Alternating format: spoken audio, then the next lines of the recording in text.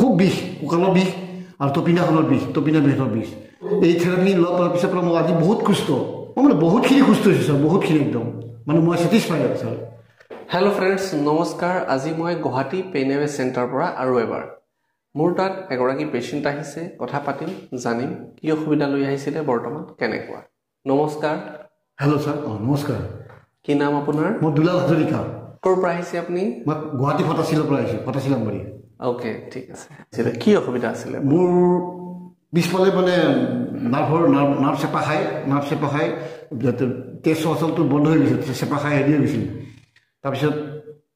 মোৰ মানে খুব বিষ কঁকালৰ বিষ আৰু তপিনাখনৰ বিষ তপিনা বিষৰ বিষ তাৰপিছত কঁকালৰ বিষত তপিনা বিষৰ পিছত কলাফুলবিলাকো বিষাই আহিব কলাফুলবিলাকো তপিনা হেৰি কলাফুলবিলাকো বিষাল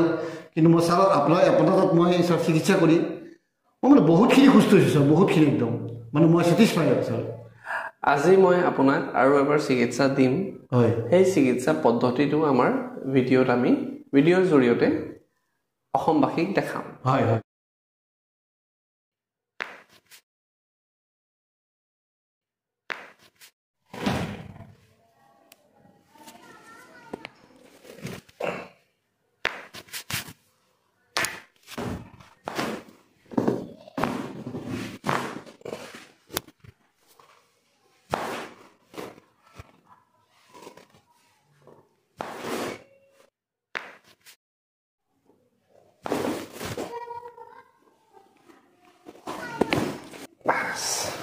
আপুনি ইয়াতে অহাৰ আগত কি অৱস্থাত আহিছিলে এবাৰ খোজকাঢ়ি দেখাব আপুনি মই আচ্ছা থেংক ইউ